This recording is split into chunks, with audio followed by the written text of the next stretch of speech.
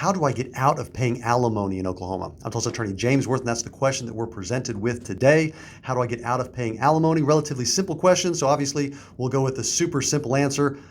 Don't get married. That's the obvious, simple way to do it. Oklahoma is not a palimony state, so you do have to be married in order to request spousal support or alimony. So that's the simplest solution. But my guess is that is not the answer that you're looking for, that you're probably already married, looking at the potential of a divorce, and you want to know how to avoid alimony. So I can talk about some specific defenses for that. So in alimony in the state of Oklahoma, it is allowed. Unlike child support, there are not specific guidelines for it. It's not a calculator. You plug numbers in, it spits out the amount. People talk about rules of thumb, that the length of the marriage divided by 3 could be an appropriate amount of spousal support, but that is not a rule by any means, and every case is unique. But if you are in a marriage looking at divorce and wanting to avoid spousal support, then you want to help your spouse be as independent as possible to be able to support themselves. So that's the number one thing.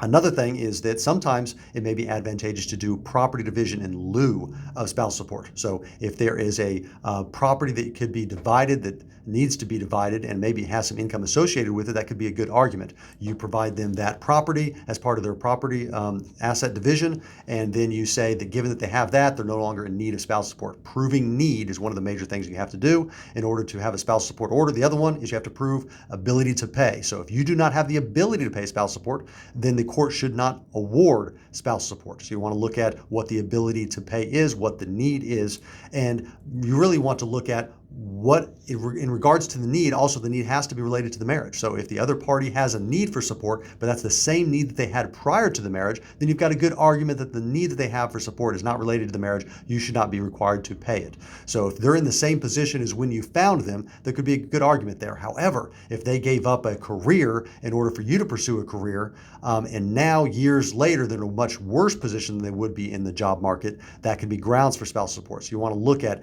is there a need? Is it tied to the marriage? What is the other party's plan for getting back on their feet? In the state of Oklahoma, spousal support is not forever. It always has an end date. It's specified in the order. It's going to be this number of months for this amount, and then you're going to want to show that there is a plan for that person to be on their feet, supporting themselves earlier, because ultimately that's the goal here that the court has. It's not to award a bunch of money to people. It is to get both parties in order to be able to be independent of the marriage and to be able to support themselves. So what's the plan for getting there?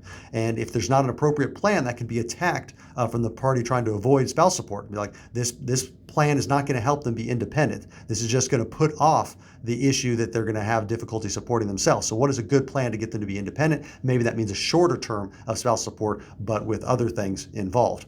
So as far as avoiding spousal support, there's no necessary surefire way other than not getting married in the state of Oklahoma. But if you find yourself in that circumstance of where you're getting divorced and there's a request for spousal support, I mean, how much money do they make? How much money do you make? What is your ability to pay? What is their need? There's various issues that can be attacked there to try to get that amount lowered, or to say that they are already sufficient and are not in need of that they've got the education and training to get a job to be able to support themselves. So if that's an issue you're dealing with, though, here's some general information that I provided in this video, but you're going to want to talk to an attorney about your specific circumstances, because there may be other things that are applicable to you and maybe not other people. So you're going to want to contact an attorney for a private consult for that. To get that scheduled with somebody at my office, you can go online to makelawEasy.com.